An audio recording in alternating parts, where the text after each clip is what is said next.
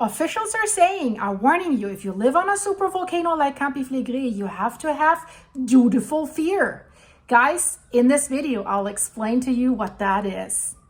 Unsettling statements from officials in Italy today in press conferences. No one should be surprised. We are on one of the most dangerous volcanoes in the world. Boof, Minister of Civil Defense Musumeci just said that, but that's not all. Ground deformations near Pisciarelli, we need to talk about that. Major changes in the Pisciarelli area. And now this massive 3-day lasting earthquake swarm with the second highest earthquake ever recorded there, 4.4 and 3.5 and 2.7, 3.1. It's been rumbling like crazy. But scientists are especially concerned right now at the moment about the changes in the Pisciarelli thermal area that's just outside the northeastern base of the Solfatara crater. This massive sand dune-like thing that we're always seeing in aerial pictures. So there is ground deformation, fluid accumulation, and an increase in temperature of the gases that are escaping from the fumaroles that are in this area, and that raises great concern amongst the scientists. So there's an interview with Professor Fabio Florindo, and he is the new president of the INGV. And we know that official statements from the INGV are always super careful and trying to not to be alarming, to soft it a little bit. So if those guys are saying what they have said, it raises a big concern in my opinion, because I don't think Campi Flegrei is calming down. I think the opposite. It's reaching an escalated level that we know what this is pointing towards, and now even the officials are confirming this more and more. So listen to what Fabio Florindo had to say in an interview. These massive earthquakes that we have seen on the Solfatara area, Pisciarelli, Pozzuoli area, they're shocks that are due to continuous deformation and microfractures in the crust. So fractures in the crust, that crust that keeps the lid on that supervolcano Campi Flegrei, that is not good, especially since the crust has only 1/3 of its strength left when the last big event happened in the 1980s. And they have also now in a new study found a weak spot, one spot where the crust is even more brittle, where the layer of rocks is even more prone to let the magma go through and let it reach to the top. So they're still telling us there's no signs of an imminent eruption. Yeah, but what they're saying is in these interviews, we could see one. So listen carefully what is happening and what he is saying, because Pisciarelli, the Pisciarelli area is undergoing a strong deformation due to this increased temperature and these increased gas emissions and these local deformations on the ground. This is never good because we know what or who is doing this. He says, of course, the greatest concern at this time right now is the evolution of the earthquakes, of the seismicity, and the structural response of the urban territory. We know so many houses are not to code, if there's any that are to code. Structural engineers have warned if there's a magnitude 5 earthquake, we will count the unalived people in this area, and we will have hundreds of thousands, because this is the most densely populated area in Europe, probably, with more than 6 million people squeezed in between Vesuvius and Campi Flegrei. So especially in Pozzuoli and Rione Terra, they're sitting right on top of the beast. And this increasing frequency, that's what he says. Fabio Florindo, I'm still talking about him. The increasing frequency and intensity of the earthquakes, even if moderate magnitude, can compromise the safety of infrastructures and can create a perception of constant alarm in the population. It has already created that. People are in constant fear because they're constantly shaking. Plus this massive war that comes with these earthquakes. This sounds like you're being bombarded by missiles. So he was asked, what are the chances of future phreatic eruptions in the caldera? That would be a minor eruption, like not a magmatic explosion, just phreatic eruptions. And he says, phreatic eruptions or phreatic explosions, something like what we've seen on White Island in New Zealand, are a real hypothesis, real, in this active hydrothermal system of Campi Flegrei, where he says the contact between underground water and hot fluids can generate sudden explosions.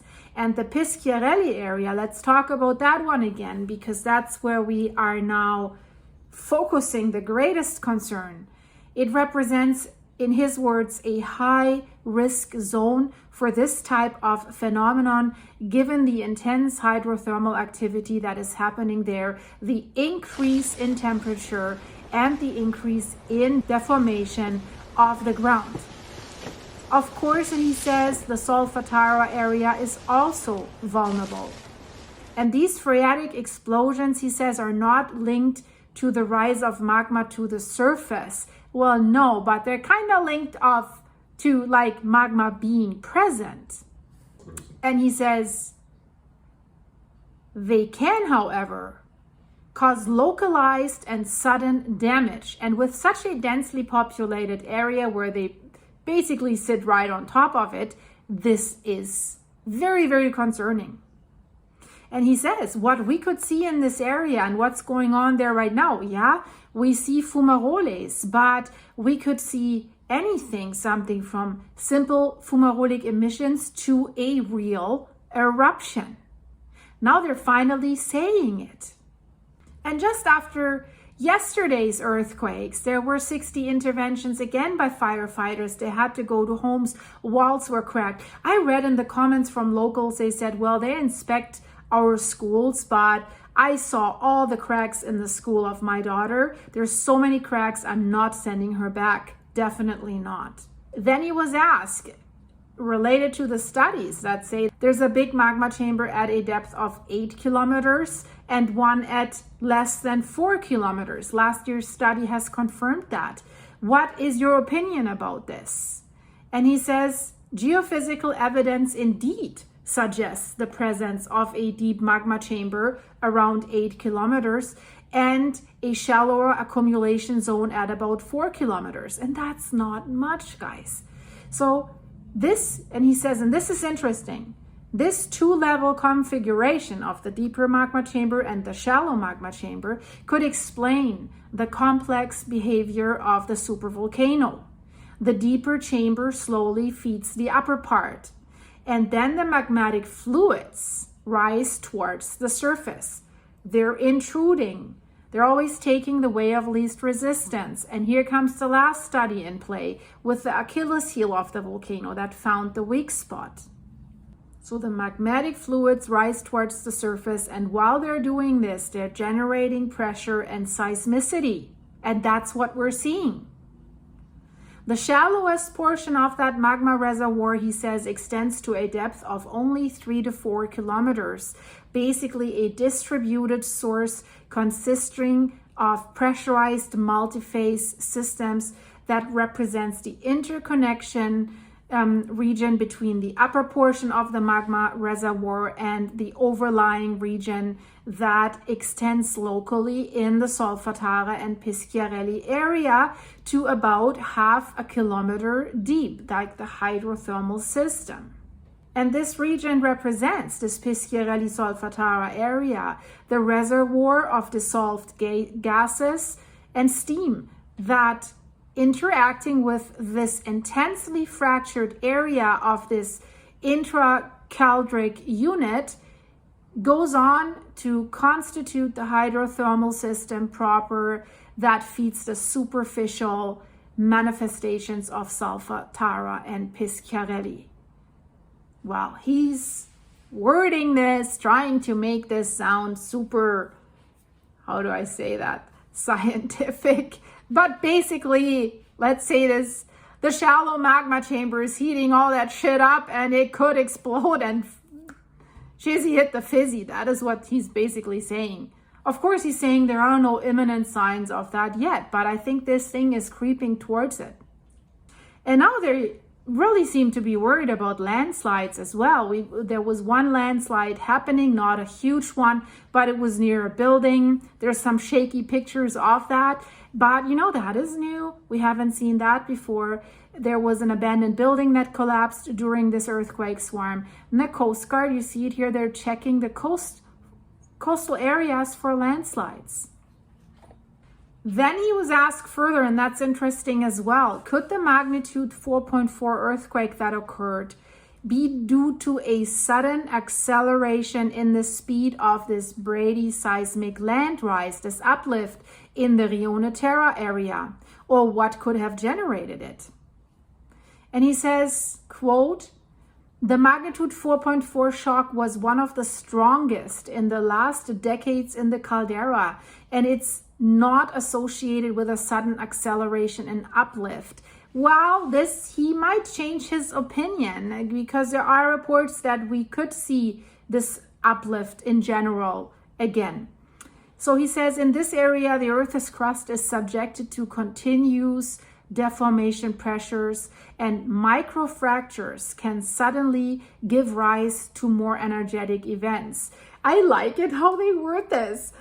Microfractures can suddenly give rise to more energetic events. Well, microfractures cause earthquakes and can give rise to more energetic events like an eruption or a phreatic explosion. Then he was asked, the statement was made, the Brady seismic crisis that began in 2005, because this is since then the land keeps rising, is very different from others that have occurred in the past. In recent years, seismicity and also the energy of individual magnitudes have increased. Yes, they have increased significantly. And then he was asked directly, what are the possible scenarios? And we know that his colleagues that work for the INGV in leading positions, some of them have warned since 2018 that said, evacuate at least Pozzuoli and the area around it. And really, you have to factor in that we could see eruptions, also a big eruption. So he says, yeah, it's true. The current crisis is longer, more gradual, and more intense than those in the 1970s and 1980s. Seismicity has increased both in number and in energy released, in magnitude. And persistent land rise, ground deformation is observed. And then he says, possible scenarios range from a continuation of this land rise, this uplift phenomenon, accompanied by, they always call it phenomena, seismic phenomena, means earthquakes, to the possibility of an eruptive phase.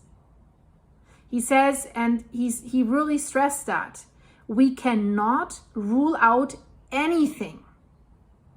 But at the moment, there are no signals associated with an imminent eruption. Yeah, but I think there are signals that are telling us this volcano is creeping towards it.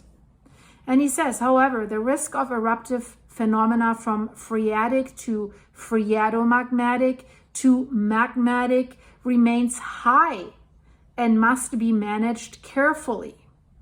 This is the official wording, right? You kind of have to say it, but don't make it sound too bad, right? There's tourism, there's real estate values. So then he was asked, in your opinion, is it likely that another area will be created like that we see in Pisciarelli with all the fumaroles, that there could be another area in the future? And then he said, as I said before, there are no signals that can be associated with an imminent eruption.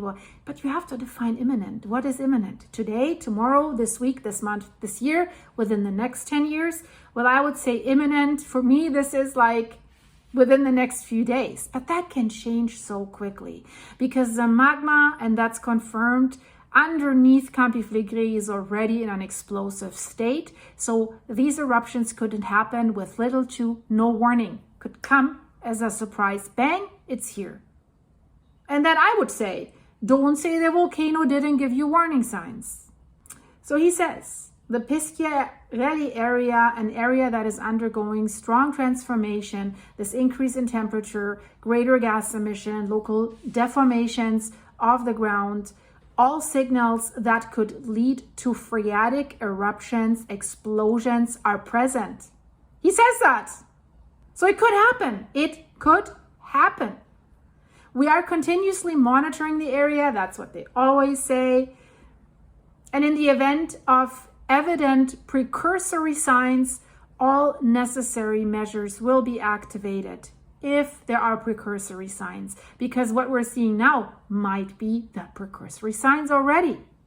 And he further said the study of seismic clustering of these seismic swarms has shown us that the migration towards the surface of volumes of fluids that are associated with deeper magma shows a space-time evolution that follows times ranging from months to years and generally follows path already present in the caldera that we remember is strongly fractured by the volcanic dynamics that have been underway for thousands of years. Yes, he says it takes time for a vent to open. But yeah, he says it takes months to years, but it's already been going on for over 20 years. Then he was asked, what are your recommendations for the citizens of Campi Flegrei at this time? And he says, we ask for serenity.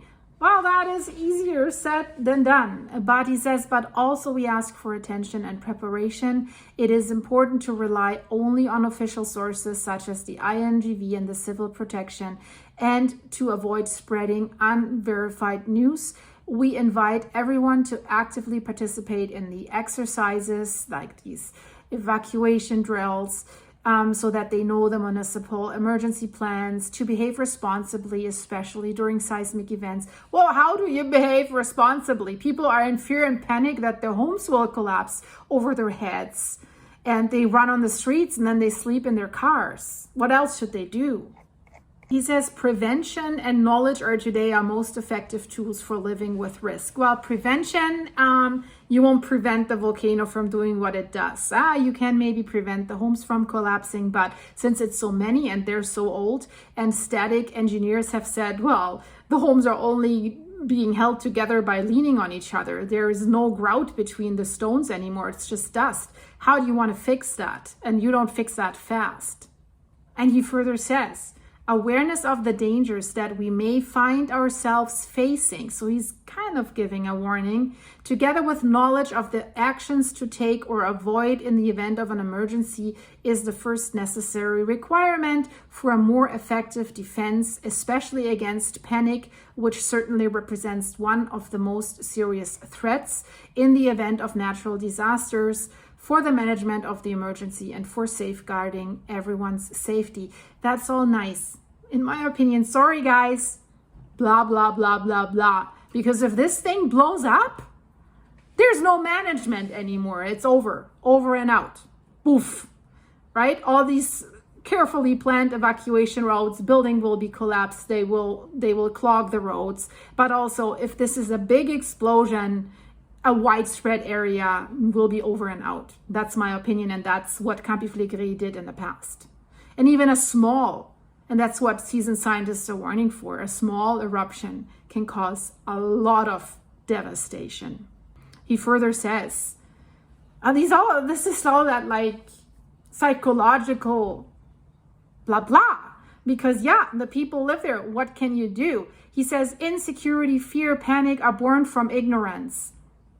I don't know. If you live on a super volcano, if your butt sits on your couch right underneath, there is this monster, I think your fear is justified. And your insecurity too, because you don't know what's happening, when it's happening. And panic, yes.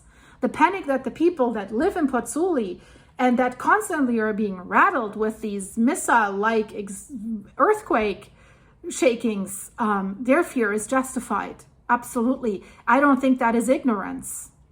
It's just they're helpless. They don't have the money to move away. They won't move away without all their family members. So what should they do?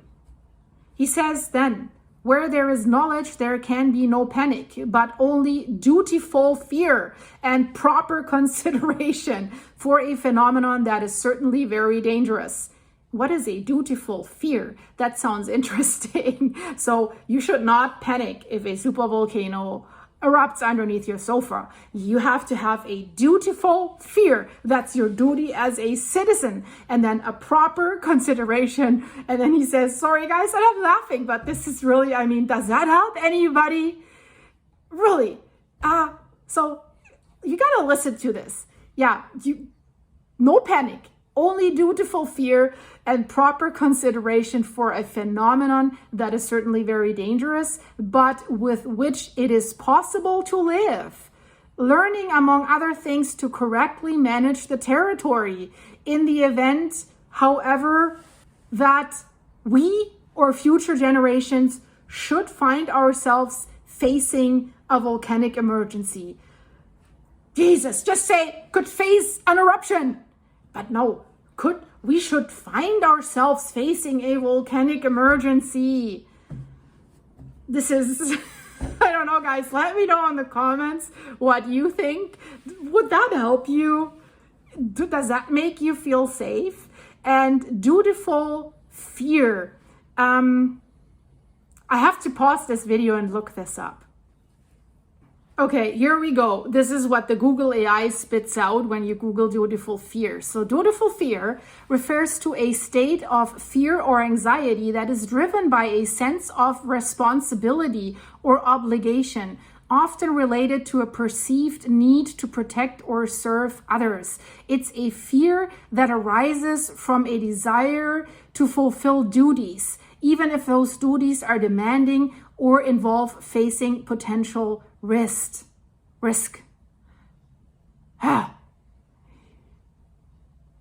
Does that give us a better understanding, a dutiful fear? Guys, I'm honest. I'm living on the West Coast. There could be the Cascadia Fault earthquake, the biggest disaster North America has ever seen in our lifetimes and before that. And I have a real fear of that. And should it start to rumble, and it will rumble a long time, I don't think my fear will be dutiful. It will be just pure panic. That's what it is. Even if I know about it and I'm prepared. Yeah, I have a few bottles of water and dog food. No, how can you be prepared? So yeah, make up your own mind about that, because there's more that I want to tell you.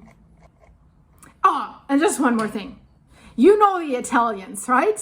Dutiful fear. Italians are Italians. The women, they're throwing pots of plants after you if they're angry, and they scream, and they're like, we've seen the videos, how agitated they were at the officials after the first earthquake last year when no help arrived and nothing happened. These are Italians.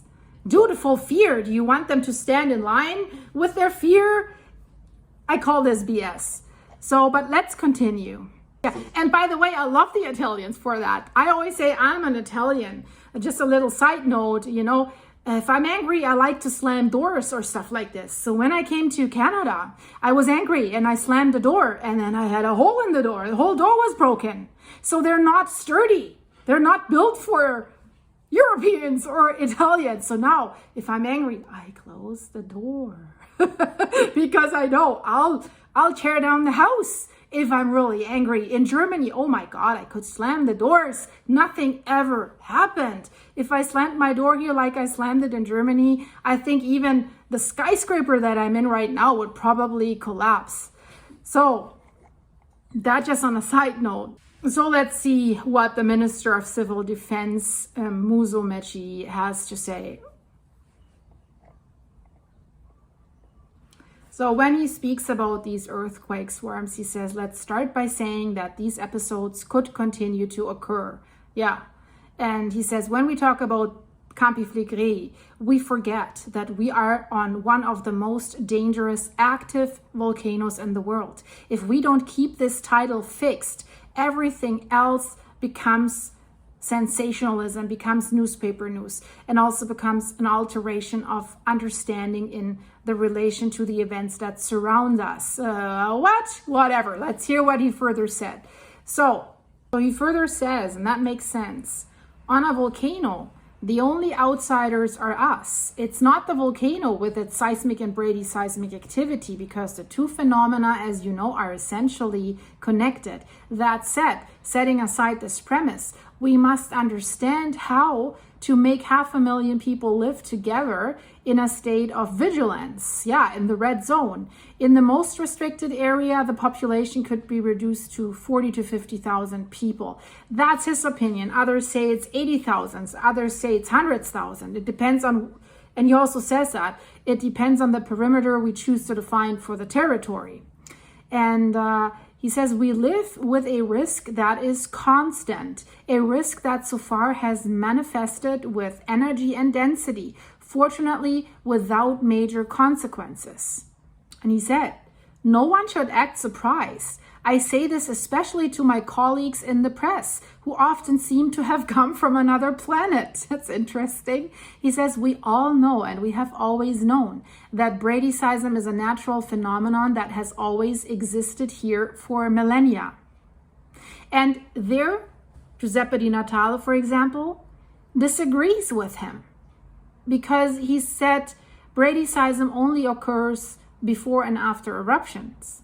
It can last decades, yes, but Campi Flegrei has shown between eruptions phases of complete silence, no bradyseism, hundreds of years, even 1,200 years of silence. So he's angry that the officials are always saying this is normal. No, this is telling us something. And then Musumeci further says, it's clear that today we must learn to live with it. There are hundreds of thousands of people in the area, millions. We must have knowledge of the phenomenon and a constant awareness that we are living in a high-risk area. I think people have that because they're constantly being shaken right now. And also the gas emissions that have been found in schools and other buildings. And he says further, that said, it's a beautiful region. Yeah, I absolutely agree. I'm so in love with Italy. I love Italy. So he says, we hope there will be tourism. We hope that economic and entrepreneurial activities can continue, always with the awareness day and night that no government, not this one, nor any other, can stop a natural phenomenon. How do we translate this? Well, we hope that you continue to spend your money here and you live here, but if it blows up, it's not our fault. And it isn't their fault, for sure. It's absolutely, I don't blame anyone. It's a really difficult situation. And then he added, the serious issue is one we have tried to avoid. We previously declared a state of national mobilization, which in some ways made access to goods and services easier. Now we want to go further with that state of emergency that they have declared, right? And he says normally it's the region themselves that requests the declaration of state of emergency. And this time it is the national government that wanted this, that asked the president of the region to do so. And what they want to achieve with this is a greater level of preparedness. And because he says the real issue is this: should the reception areas for people that are displaced always be ready and pre-equipped, or should we wait until the last minutes and then try to set them up in 1 hour or two? I agree with him, because last time, well, the first time last year, this didn't really work out. Not even bottled water was available. That's why people were so angry.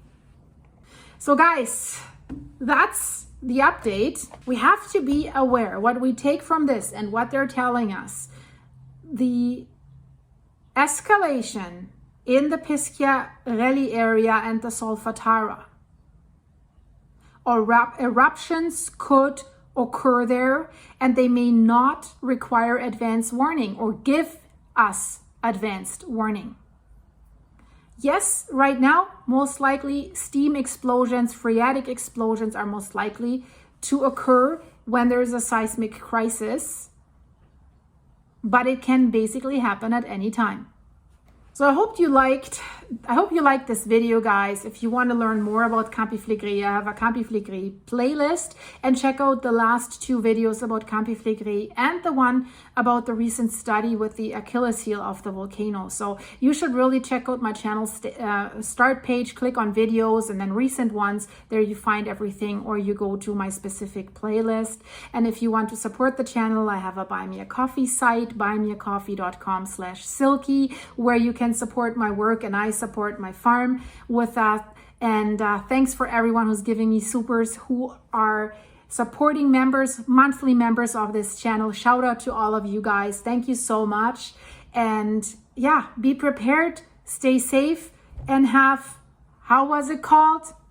Practice dutiful fear if you live in dangerous areas, guys. I'm out of here. Bye.